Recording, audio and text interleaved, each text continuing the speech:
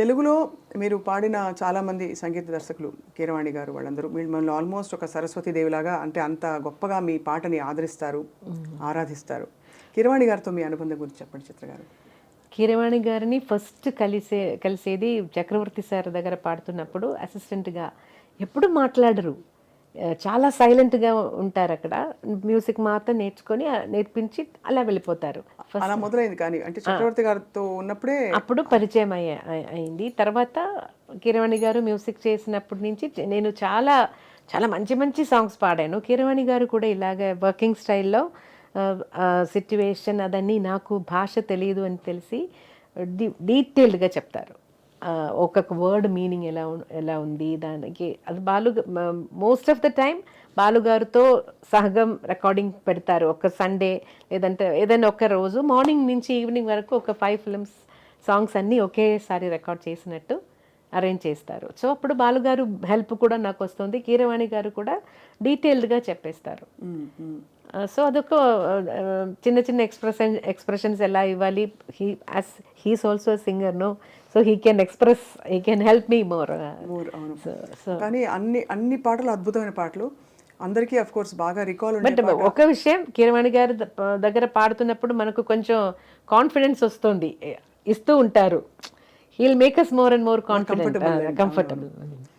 వేణువై వచ్చాను ఆ పాట నేను ఎప్పుడూ మర్చిపోలేను. ఎందుకంటే ఆ రోజే కీరవాణి గారు సన్యాసం దీక్ష స్వీకరించి వచ్చిన ఫస్ట్ రికార్డింగ్. అప్పుడు నిజంగానే భయం వేసింది. యూజువలీ కొంచెం ఫ్రీగా ఉంటాం కదా, ఆ రోజు he was totally in that సన్యాసి కాస్ట్యూమ్, దండ్ అదన్నీ పెట్టుకొని మెదియడికి ఏం చెప్తారు, పాదుకలు అలా అదన్నీ వేసి స్టూడియోలో ఒక స్వామి, నిజంగానే ఒక స్వామి వచ్చినట్టు అనిపించింది. అప్పుడు చాలా టెన్షన్ వచ్చింది, ఎందుకో తెలియదు. ఆ అట్మాస్ఫియర్ మొత్తం సైలెంట్గా ఒక డివైన్ అట్మాస్ఫియర్ అప్పుడు. ఇప్పుడంటే నేను ఆ టైంలో కాదంటే ఇంకా 2 డేస్ తర్వాత ఆ సాంగ్ రికార్డ్ చేశానంటే నేను ఇంకా బెటర్గా పాడి ఉంటాను. అది ఆ టెన్షన్లో నాకు ఇప్పుడు వింటున్నప్పుడు అయ్యో అది ఇంకా కొంచెం బెటర్గా పాడొచ్చు అని నాకు చాలాసార్లు అనిపించింది. అది హైయెస్ట్ నోట్ లాస్ట్లో అది అంటే ఇంత రేంజ్ క్లాసికల్ నేర్చుకునే వాళ్ళకి మామూలుగా రేంజ్ పరిధి కొంచెం నాకు స్టార్టింగ్లో కొంచెం తక్కువ రేంజే ఉంది. పాడడం వల్ల రేంజ్ ఇంప్రూవ్ అయింది. Actually I have to tell you that A Rahman గారికి అంజలి అన్నీ పాడుతున్నప్పుడు అదే ట్రయల్.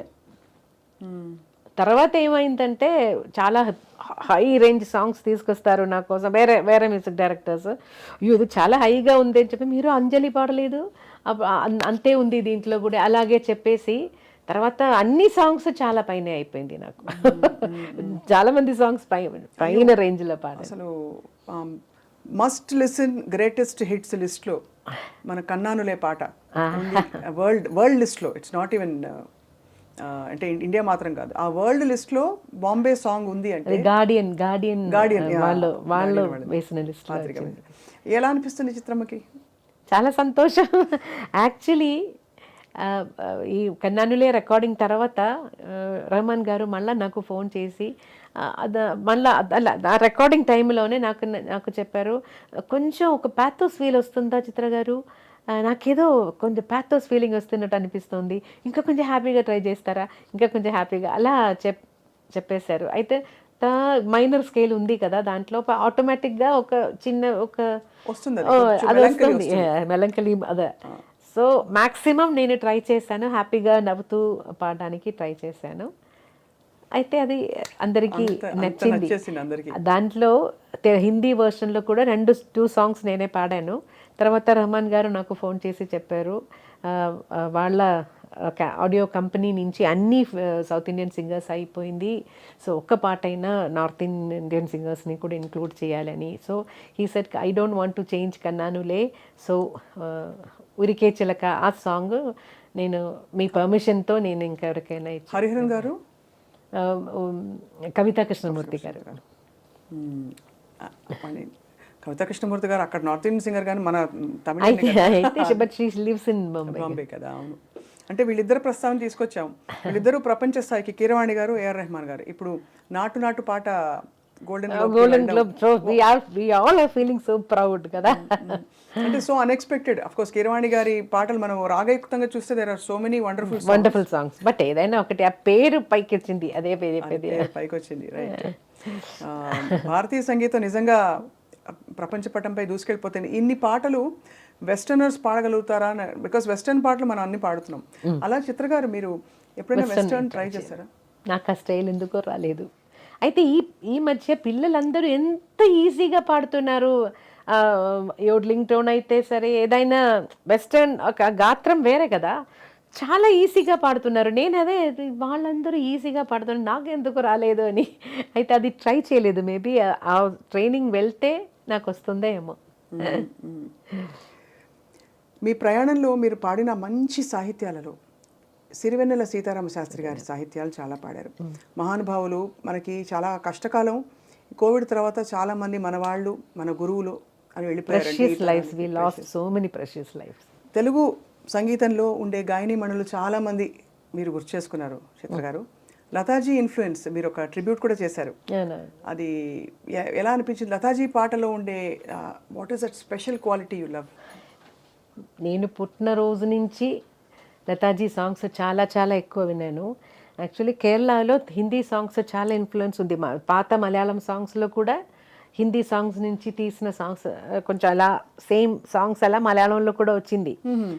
సో అలాంటి పరిస్థితిలో కంపల్సరీగా మనం హిందీ సాంగ్స్ వింటూ ఉంటాము. ఇంట్లో కూడా నా డాడీ రఫీ సాబ్కి పెద్ద ఫ్యాను. సో అలాగే ఇంట్లో ఆల్వేస్ ఏదైనా హిందీ సాంగ్స్ ప్లే అవుతుంది. లతాజీ సాంగ్స్ నేను ఫస్ట్ నాకు చాలా అట్రాక్టివ్ అయి ఉన్నది మీరా భజన్స్.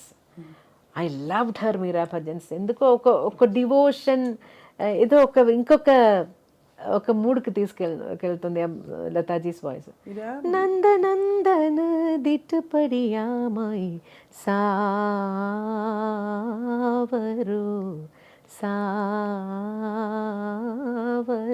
ఆ ఆల్బంలో అన్ని సాంగ్స్ నాకు ఇష్టం.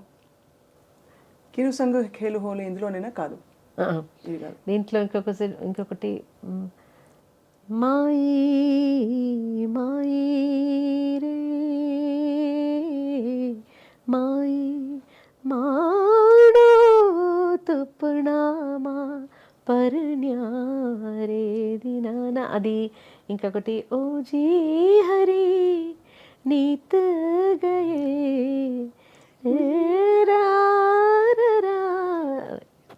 గొంతు బాగలేదు, పాడడానికి కష్టపడుతున్నాను. ఎంత మంచి మంచి భజన్స్ ఇవి. అది ఈ సాంగ్ ఇది everyday morning I use to play at my house. So అది ఏదో ఒక మంచి మూడ్, నాకు ఒక డివినిటీ, ఒక డివైన్ మూడ్.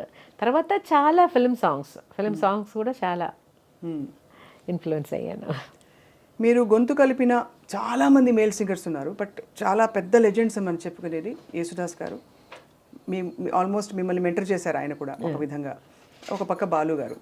సో వీళ్ళిద్దరు పక్కన, అంటే వీళ్ళిద్దరితో కలిసి పాడుతున్నప్పుడు ఎలా ఉండేది మీకు యేసుదాస్ గారితో మీ అనుబంధం? బికాజ్ ఆయన శాస్త్రీయ నేపథ్యంతో వచ్చిన గొప్ప విద్వాంసులు. జేసుదాస్ గారితో పాడి నేను నా స్టార్టింగ్ ఫస్ట్ సాంగ్ పాడినది జేసుదాస్ గారితో. తర్వాత కాన్సర్ట్స్కి పిలిచారు. సో జేసుదాస్ గారి సగం కొన్ని ఆల్మోస్ట్ మోర్ దెన్ 100 కాన్సర్ట్స్ నేను చేసి ఉంటాను. Film song concerts. తర్వాత జేసుదాస్ గారి తరంగిణి మ్యూజిక్ అని ఒక మ్యూజిక్ లేబుల్ ఉంది. దాంట్లో కూడా నేను చాలా క్యాసెట్స్ పాడాను. తర్వాత వాళ్ళకి ఒక వాయిస్ బ్యాంక్ అని ఒకటి స్టార్ట్ చేశారు జేసుదాస్ గారు. ఆ వాయిస్ బ్యాంక్లో కూడా నా వాయిస్ పెట్టేసి ఏదైనా మ్యూజిక్ డైరెక్టర్స్ కొత్త సింగర్స్ని ట్రై చేద్దాం అని చెప్తున్నప్పుడు ఇది వినిపించి అలా కూడా నాకు కొన్ని ఆపర్చునిటీస్ వచ్చింది. తర్వాత తమిళ్లో ఇళయరాజా సార్, స్టార్టింగ్ రాజా సార్కి, తర్వాత అదర్ మ్యూజిక్ డైరెక్టర్స్ రాజా సార్ పిలిచారు, రాజా సార్ పాడించేశారు అని అదొక అడ్రస్తో చాలా మా మిగతా మ్యూజిక్ డైరెక్టర్స్ అన్ని నా చేత పాడారు.